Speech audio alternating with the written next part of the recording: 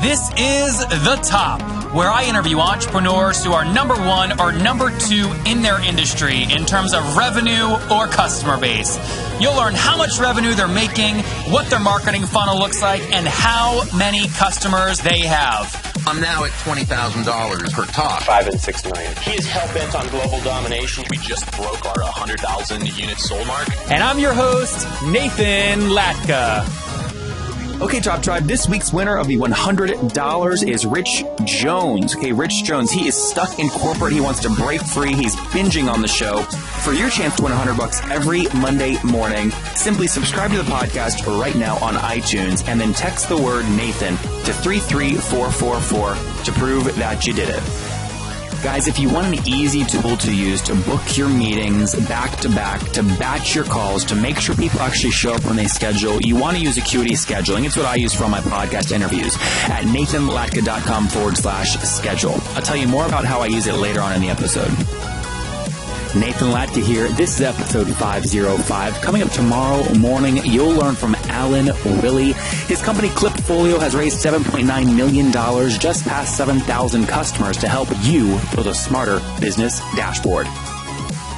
What's up, guys? Nathan Latka here. Our guest today is Johnny Reinsch, and he is the founder of Quill, which provides instant pay for the growing freelancer segment of the workforce. He's co-founder and CEO, also cryptocurrency nerd, and this is big, recovering M&A attorney. He's like on the good side now. So let's talk to Johnny. Johnny, are you ready to take us to the top? Yeah, let's do it. All right, man. First off, I mean, I shouldn't have to ask this question. I think it's obvious, but why get out of the M&A attorney stuff and into your own startup? I mean, it was actually a pretty simple decision. I got sort of tired of just making extremely rich people even richer by doing their M&A deals, and figured that there was something better out there. As soon as I had the opportunity to jump into the cryptocurrency space and really go deep on that, it was kind of a no-brainer. So what was that, by the way? Because Quill isn't cryptocurrency, is it? Yeah. No, I worked at a high-security Bitcoin storage company, and the really interesting aspect of working at a cryptocurrency company was sort of getting into the fundamentals of what money is, and took me down, a massive rabbit hole on all things payment-related, and really brought to light the various pain points that right now I'm solving with Quill. So what does Quill do, and how do you generate revenue? Sure. We very simply solve one of the main pain points that freelancers have, and that's everything related to collections and just getting paid for the work that they've already performed. We work with freelancers all across the skill spectrum of delivery and last mile to software engineering and web development. And the number one problem they have is simply just getting paid when they're done with their work. We make earnings available for them as soon as they've completed their work, and we do it at a very, very low price point, a flat fee that is typically competitive with even the charges that Visa or MasterCard would charge for processing a payment over with a credit card. So what is your model? Is it SaaS, or is it more marketplacey or pay as you go?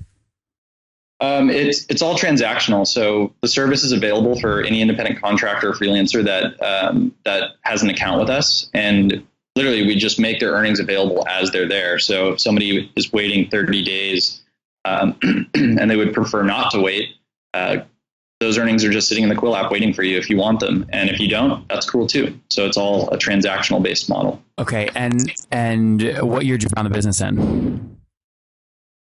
We started full time on the business about a year ago. I would say last summer of 2015. Yeah. And what was, I'm sure this will be embarrassing because it was your first year, but what was your first year total transaction volume? Is that the right question, by the way? That's what you care about, right? That's your key number? I think the metric that matters most is more the advance rate, but I would say transaction volume is in low seven figures for the first year. Okay, so about $1 million. So that's a little misleading because we haven't been live for that whole year. So that's actually transaction volume over the course of a few months. Yep. Cool, makes sense. And then what are you guys on track to do in transaction volume here in 2016? Sky's the limit. I mean, it's growing much faster than we had anticipated, which is a very good problem to have. We've been very well supported by equity and debt investors in order to facilitate. How much total? And funding. As far in funding, we're not disclosing our round right now, but it's we've been very fortunate as well. So the round's not closed. No, we have closed the round. Well, so you had to file a form D to do that, right? I mean, so it's public. You're going to make me do all the work and look it up. If you can find it. Yeah, well, it's public. How would that not be public? You have to file with the SEC, a Form D. So Crunchbase says you raised $125,000 in 4 rounds from 3 investors. Is that accurate? Depends how you're issuing equity, or if you're issuing equity. So, well, educate us, because you know something I don't. If there's a way that you can do this without filing a Form D, was it a convertible note or an equity round? We used a convertible note. Okay, like a safe. Similar, but a little bit different. How'd you edit it? You see, I'm asking these questions because I know you have experience here, because you come from an M&A side. So you've seen these in companies that you've probably tried to acquire, which means you're onto something creative here that you're not disclosing. I'm going to beat the hell out. I want to get it. What is it? The only point is that we're just not disclosing our round at the moment, but we plan to in the coming months or so. So it's not closed.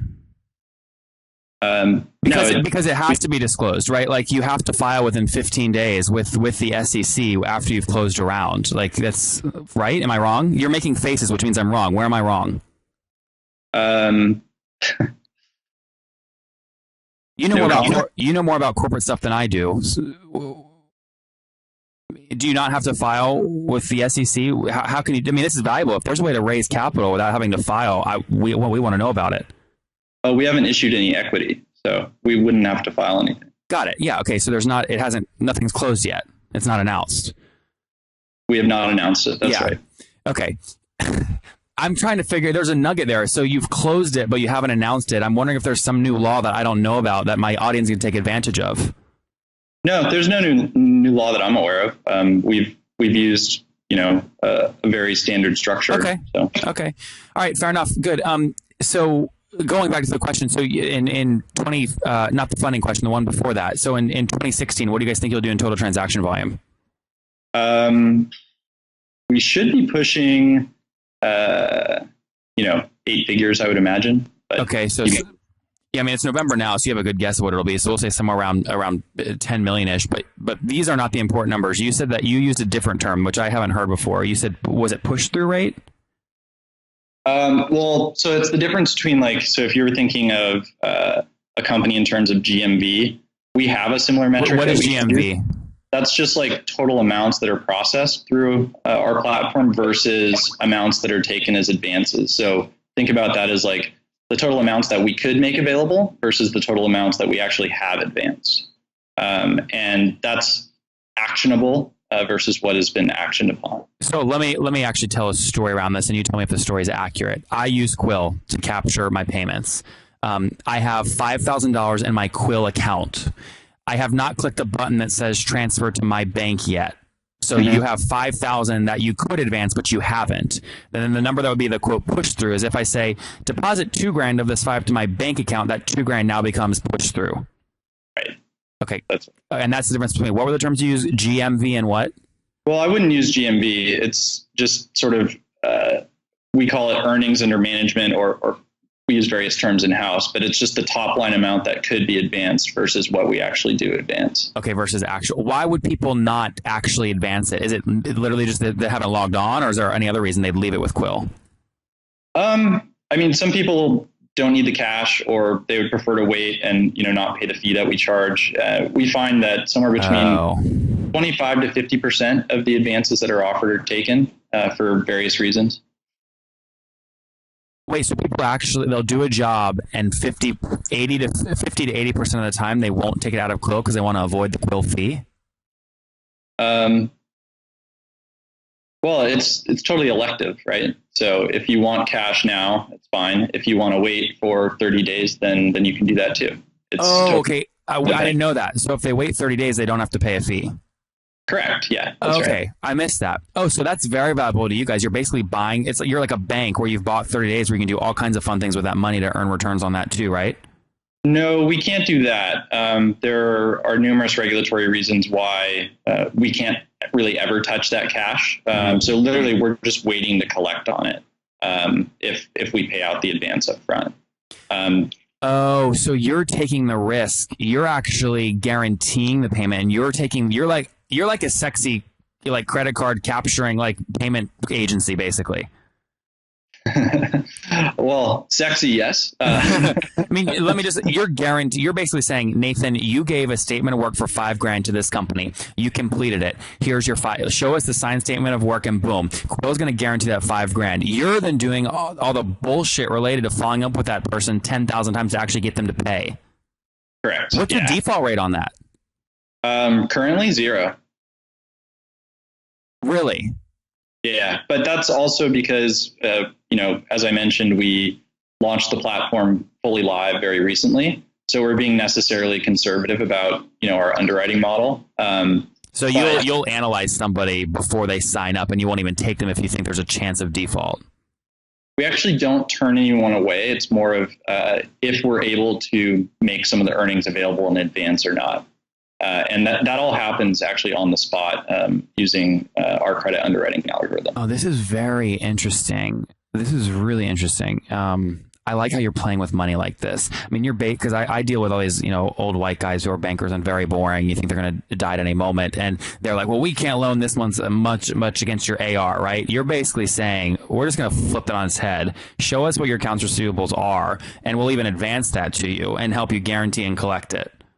Yeah, and one of the really awesome things that we offer there really is that convenience that you've pointed out. So if you or I went to any bank, let's say Wells or B of A or whatever, we could get a factoring line from these guys, but it would be tons and tons of paperwork and lots of time. And frankly, they probably would ultimately just say no or just turn you away at the outset because it would be too expensive for them to underwrite.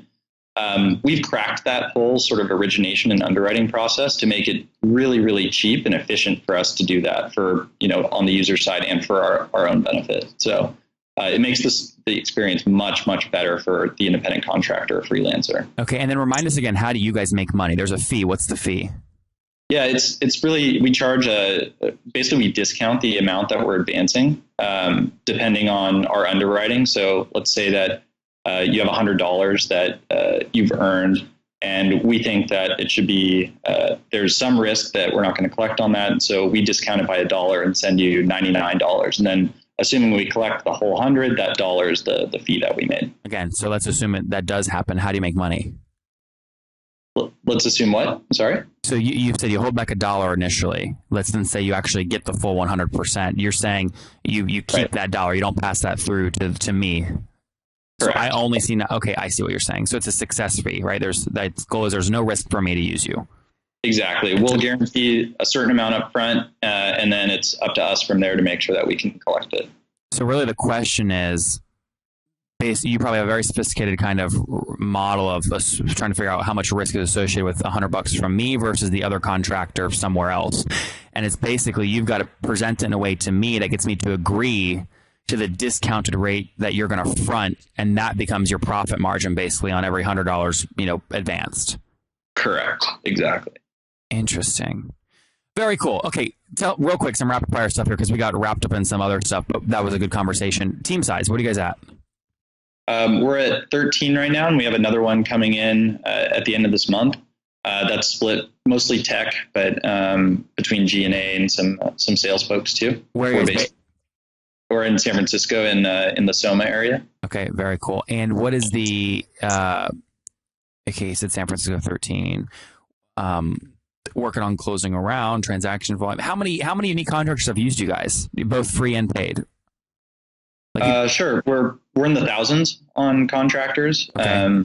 And we work with tens, not quite hundreds, but of companies and platforms that are sort of paying out these independent contractors. And give me an example of one of those companies, like Authorize.net or Stripe or what?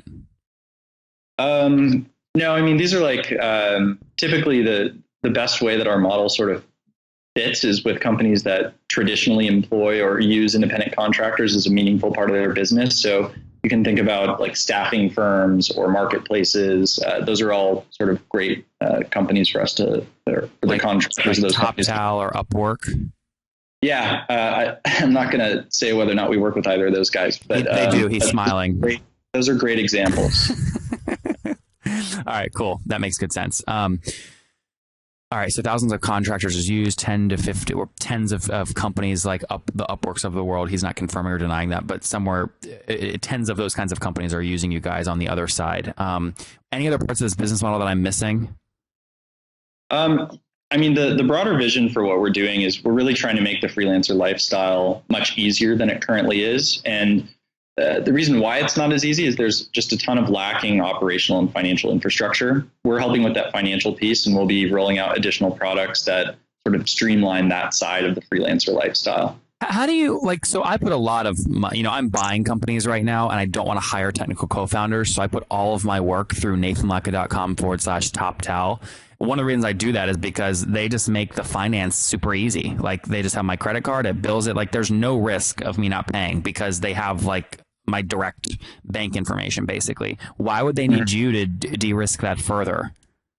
Why would TopTal need us? I guess probably you're either working directly with a company like TopTal or the developers that TopTal helps find jobs. Which one is it? The developers. Okay, now I don't know what that's like because I'm not a developer, but I've hired developers on the other side. If a developer is signing up for a company like TopTal or Upwork, don't those platforms, part of the reason they do that is one, to get more jobs, but also two, because it's easier for people like me to pay them?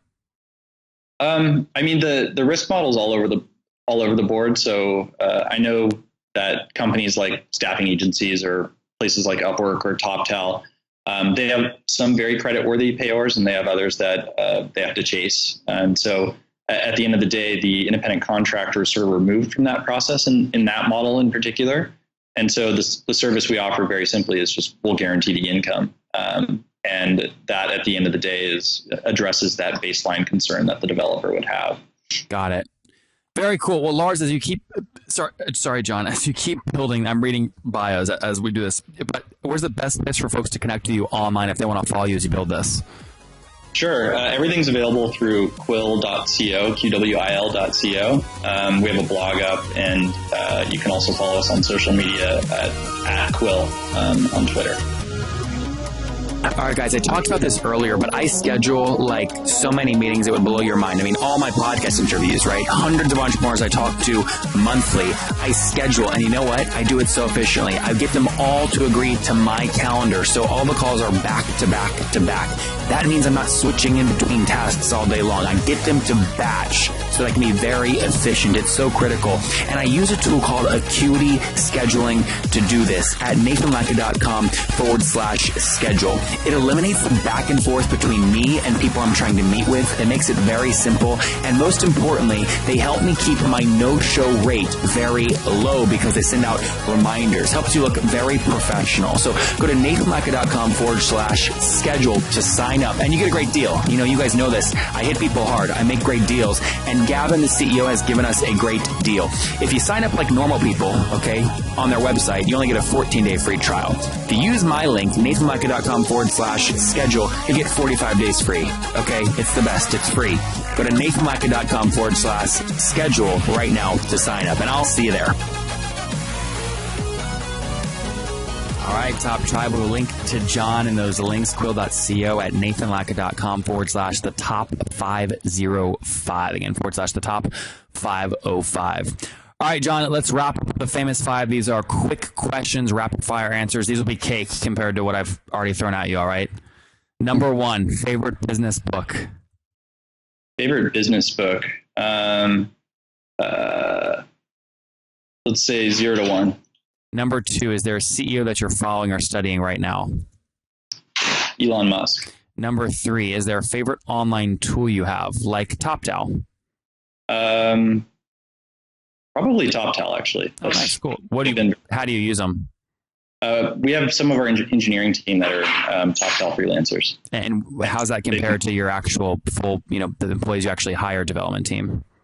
Well, it's always better to have, in my opinion, the team all in one place. But TopTal has made it very, very easy for us to scale up and down resources as we need to. So if I need a sprint with an extra couple hands working on a project, I get a really top-notch engineer very quickly. So TopTal is phenomenal. That's exactly the way that I use it too. It's like it shifts employee headcount expenses from fixed to variable. And I don't think that there's anything more valuable to an entrepreneur than that if you care about cash flow.